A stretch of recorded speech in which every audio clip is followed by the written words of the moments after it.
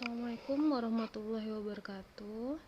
Baiklah, pada pertemuan kita kali ini untuk kimia farmasi, kita akan membahas mengenai analisis anion.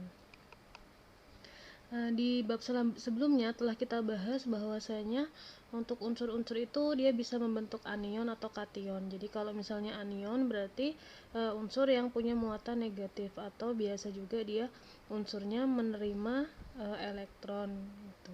Kemudian dalam analisis sendiri ini dibagi menjadi dua ya, ada kualitatif dan kuantitatif.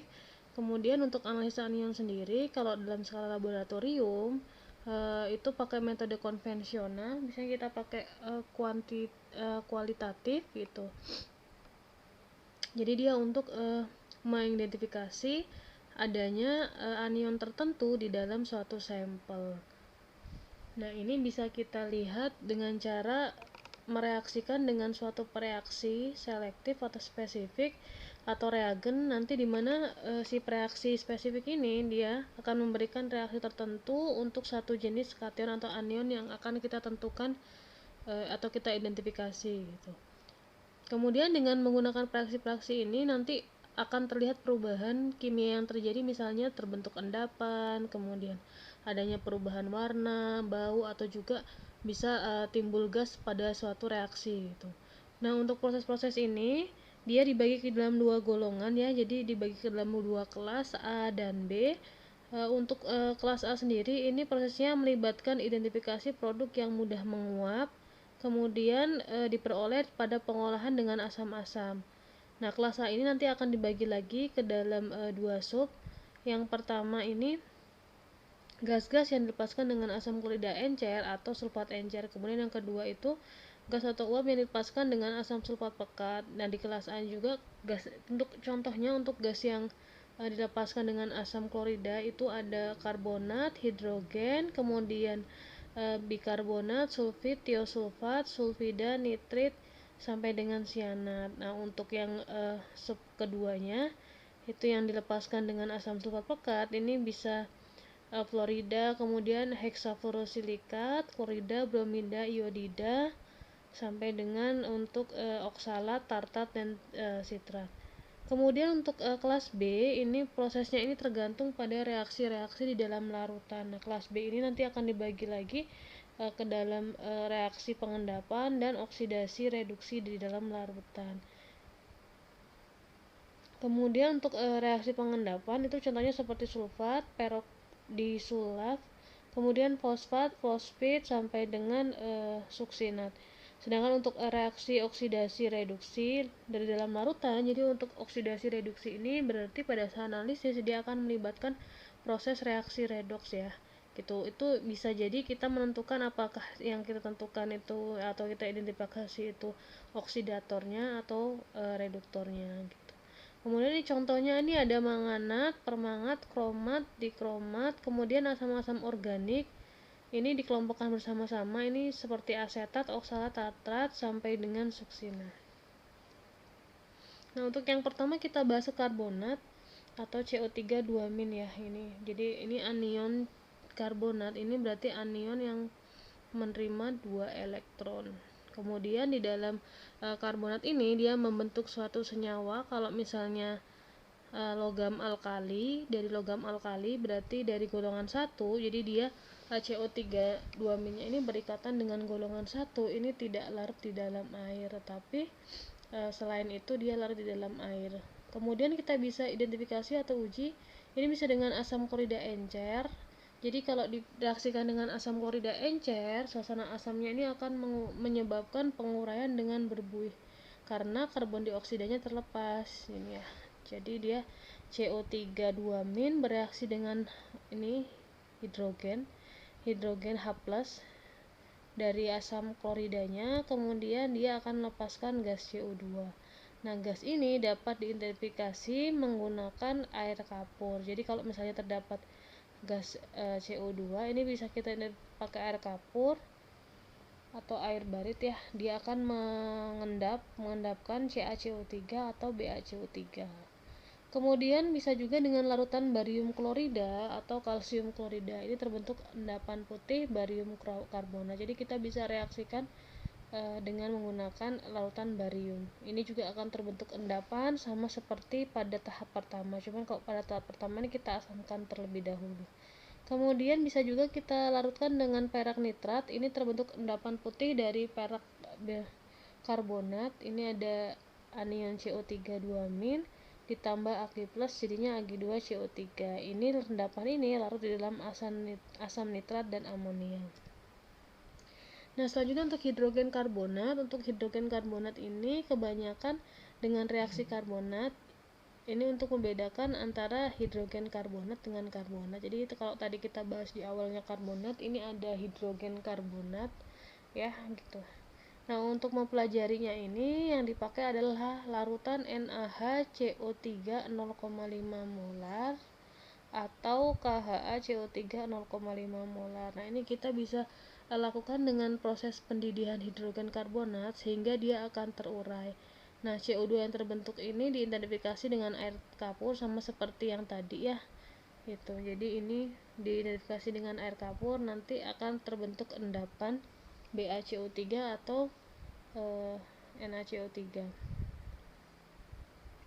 Selanjutnya dengan magnesium sulfat dingin tidak terjadi pengendapan, tetapi kalau misalnya dipanaskan dia akan terbentuk endapan putih dari MgCO3.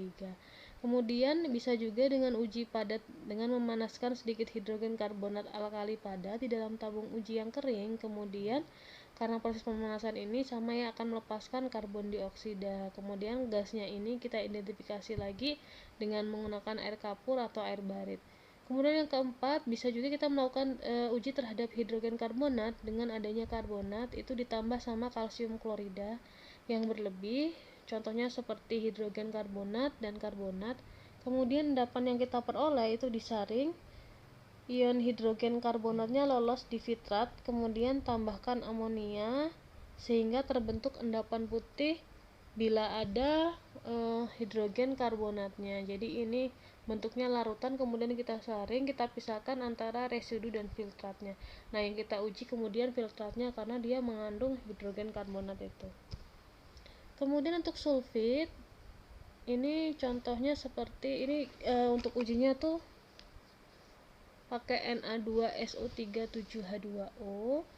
Kemudian dengan asam klorida encer atau bisa juga pakai asam sulfat encer, ini terjadi penguraian lebih cepat dengan pemanasan. Jadi terjadi penguraian, cuman prosesnya nanti akan lebih cepat kalau misalnya disertai dengan pemanasan, kemudian disertai dengan pelepasan belerang oksida atau SO2. Kemudian kita bisa menggunakan kertas saring yang dibasahi dengan kalium bikarbonat tapi diasamkan terlebih dahulu, kemudian dipegang di atas. Nanti kalau misalnya ada sulfitnya, dia akan timbul warna hijau di pinggiran-pinggiran tabung ujinya. Kemudian dengan larutan barium klorida atau strosium klorida, ini akan membentuk endapan putih barium sulfit. Apabila direaksikan dengan perak nitrat, ini mula-mula memang tidak terjadi perubahan karena dia membentuk ion-ion sulfitoargentat. Kemudian dengan menambahkan reaksi yang berlebih, jadi reagennya berlebih, kita tambahin Ag lagi hingga terbentuk kristalin dari perak sulfit atau Ag2SO3. Selain itu kita juga bisa menggunakan kalium permanganat yang diasamkan dengan asam sulfat encer sebelum pengujian warna. Kalium permanganat ini nanti hilang karena tereduksi oleh ion-ion mangan. Jadi ini termasuk ke dalam golongan B ya, dia pakai reaksi reduksi oksidasi. Kemudian bisa juga dengan larutan karium dikromat yang diasamkan dalam asam sulfat encer. Kemudian ketika dilakukan pengujian dia akan menghasilkan warna hijau dari pembentukan kromium 3-nya. Kemudian yang keenam bisa dengan timbal asetat. Jadi nanti timbal asetatnya ini bereaksi dengan sulfit, dia akan membentuk endapan putih timbal asetat, timbal sulfit maksudnya. Kemudian dengan zinc dan asam sulfat itu akan melepaskan gas hidrogen sulfida yang dideteksi dengan memegang kertas timbal asetat pada mulut tabung. Jadi ini yang terdeteksi 3 hanya. Kemudian berarti ini gas juga ya, gas semua di sini. Nah, kemudian untuk anion tiosulfat ini, untuk mempelajari reaksi-reaksi dari tiosulfat ini kita gunakan natrium tiosulfat. Nah, kita bisa asamkan terlebih dahulu apabila suatu sampel mengandung tiosulfat, kemudian kita asamkan dengan asam klorida encer. Ini tidak terjadi perubahan segera ya, jadi prosesnya nanti perlu pengamatan. Kalau misalnya dalam keadaan dingin, cairan diasamkan segera menjadi keruh karena pemisahan belerang. Kemudian dalam larutan itu akan terdapat asam sulfit. Nah, caranya dengan memanaskan larutan belerang dioksida yang dilepaskan, yang dikenal dari bau. Jadi kita bisa ngecek dari bau yang belerang oksida yang dilepaskan pada saat proses identifikasi tiosulfat ini. Kemudian tiosulfat dengan larutan iod, warna iod ini akan hilang hingga terbentuk warna yang tidak berwarna. Jadi dia dari berwarna ya, kemudian menjadi tidak berwarna. Ini untuk proses reaksinya. Kemudian kalau kita membicarakan iod, ini bisa menggunakan iodometri atau prinsip dari titrasi kalau yang iodometri ini ya. Jadi titrasi, reduksi, oksidasi. Nanti kita kalau iodimetri berarti nanti yang diukur itu adalah zat yang tereduksi. Kemudian dengan larutan barium klorida,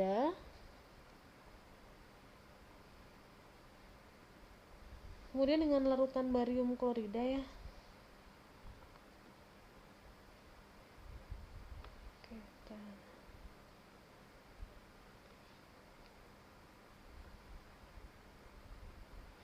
nah, ini kalau misalnya terbentuk dengan barium klorida ini akan terbentuk endapan putih dari barium tiosulfat yang dihasilkan. Selanjutnya untuk bisa juga kita pakai perak nitrat, ini juga akan menghasilkan endapan ditiosulfato argentat 2 yang larut. Nah, endapannya ini tidak stabil, jadi dia berubah menjadi gelap setelah didiamkan, kemudian terbentuk endapan perak sulfida. Pengurangan tercepat ini bisa jadi dengan cara memanaskan. Jadi kalau misalnya dipanaskan, proses reaksinya akan berlangsung lebih cepat. Kemudian bisa juga digunakan timbal asetat atau timbal nitrat. Ini bisa mula-mula tidak ada perubahan terhadap penambahan reagensia berlebih, kemudian terbentuk timbal tiosulfat yang berwarna putih. Jadi kalau misalnya kita mau uji pakai timbal asetat atau timbal nitrat, ini tidak bisa menimbulkan perbedaan atau perubahan secara langsung pada saat itu juga gitu. Kemudian uji cincin biru kita bisa pakai larutan tiosulfat yang dicampur dengan larutan amonium molibdat, kemudian dituangkan perlahan-lahan ke dalam tabung yang berisi asam sulfat pekat hingga terbentuk cincin biru di antara dua zona itu. Selanjutnya untuk sulfida, jadi untuk mempelajari sulfida ini yang dipakai adalah natrium sulfida 2 molar. Kalau misalnya kita reaksikan dengan asam klorida atau asam sulfat encer, ini akan terbentuk gas oksigen yang dapat diidentifikasi dengan kertas yang dibasahi oleh larutan timbal asetat. Ini di reaksinya seperti ini ya, jadi dia bentuknya ini menguap, ini mengendap ya sebelah sini. Kemudian dengan larutan perak nitrat ini juga akan terbentuk endapan perak sulfida yang berwarna hitam yang tidak larut ke dalam asam asetat encer, tapi dia akan larut di dalam asam nitrat encer dan panas. Ini untuk contoh reaksinya.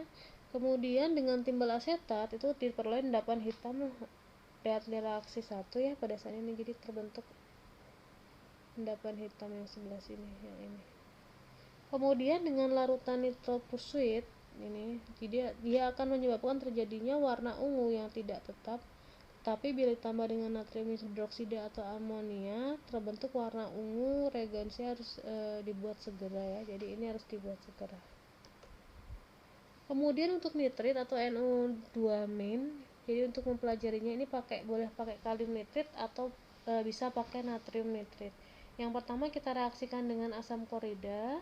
Kemudian ini dalam keadaan dingin ini akan menghasilkan cairan biru pucat yang tidak tetap karena adanya ion nitrit bebas. Kemudian uap nitrogen dioksida ini berwarna coklat menurut reaksi yang ini ya. Jadi nanti bisa juga kita uji dengan besi 2 sulfat, bila ditambahkan dalam larutan ini akan terbentuk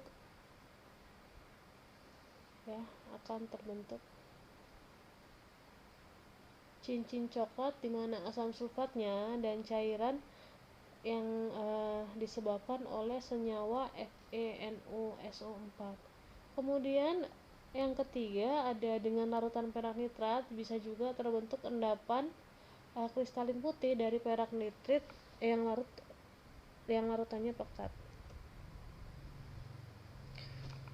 Kita juga bisa menggunakan kalium iodida dalam keadaan asam. Asamnya boleh pakai asam sulfat atau boleh pakai asetat. Kemudian iod yang dibebaskan dapat diidentifikasi dengan larutan kanji menjadi biru. Yang sebelah sini. Kemudian dengan larutan kalium permanganat yang diasamkan akan menghasilkan warna kalium yang kalium permanganat. Jadi ini untuk contoh reaksinya ya. Ini juga sama melibatkan reaksi reduksi oksidasi. Kemudian dengan amonium klorida dan dididihkan ini akan melepaskan gas nitrogen. Makanya di sini N2-nya ke atas harusnya. Kemudian dengan urea atau nitrit ini dalam suasana asam akan dihasilkan gas nitrogen menurut reaksi yang sebelah sini. Nah, untuk anion cyanida ini juga sama, awalnya kita treatment dengan asam klorida, kemudian akan keluar gas hidrogen cyanida berbau seperti amanda. Jadi metode ini baik identifikasi dengan menggunakan menjadi aminum tiosianat, kemudian kita uapkan, kemudian kita bersih-bersih.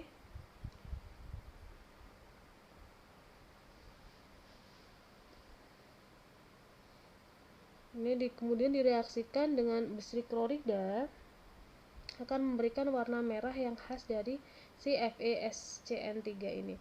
Kemudian kita juga bisa menggunakan larutan perak nitrat hingga terbentuk endapan putih dari perak cyanidanya. Selain itu juga bisa pakai asam sulfat, tapi kita panaskan sedikit garam padat. Kemudian yang dilepaskan adalah karbon monoksidanya. Kemudian dengan tembaga sulfida, larutan-larutan cyanida ini mudah melarutkan tembaga 2 sulfida dengan membentuk ion tetracyanokupat 1 yang tidak berwarna, yang ini ya. Jadi ini yang dihasilkan dan tidak berwarna. Kemudian untuk tiosianat itu dipelajarinya pakai larutan KSCN 0,1. Ini bisa kita uji atau identifikasi. Yang pertama dengan terbentuknya endapan putih dari perak nitrat. Ini kalau misalnya kita reaksikan dengan dadih, jadi amonia, tetapi tidak harus dalam asam nitrat encer yang sebelah sini. Kemudian dengan mendidihkan natrium klorida, ini endapannya akan berubah menjadi perak klorida. Kita juga bisa menggunakan tembaga sulfat yang mula-mula berwarna hijau, kemudian endapan hitam dari tembaga 2 tiosianat, ini bisa pakai ini. Kemudian dengan larutan merkurium 2 nitrat akan terbentuk endapan putih dari merkurium tisianat yang mudah larut dalam tiosianat yang berlebih. Kemudian jika endapan dipanaskan, endapannya akan mengembang. Sebelah ini endapan. Ini endapan ya, sebelah sini. Kemudian kita bisa juga identifikasi dengan zim yang ditambah dengan asam klorida encer, sehingga ini si hidrogen sulfida dan hidrogen cyanida beracun yang dilepaskan. Ini ya untuk contohnya. Kemudian bisa juga dengan larutan besi 3 klorida sehingga terbentuk warna merah dari terbentuknya suatu ion kompleks FeSCN3 kali yang ini. Ini ion kompleksnya. Kemudian dengan asam nitrat akan terurai jika dipanaskan. Terjadi perubahan warna merah dari nitrogen oksida dengan hidrogen cyanida. Jadi hidrogen cyanida sendiri ini beracun ya. Kemudian dengan larutan kobal nitrat terbentuk warna biru yang disebabkan oleh terbentuknya ini anion yang ini ya, tetapi tidak ada endapan gitu. Jadi perbedaan dari cyanida ke hexacyanopherat 2 dan 3 ya, tidak langsung terbentuk endapan.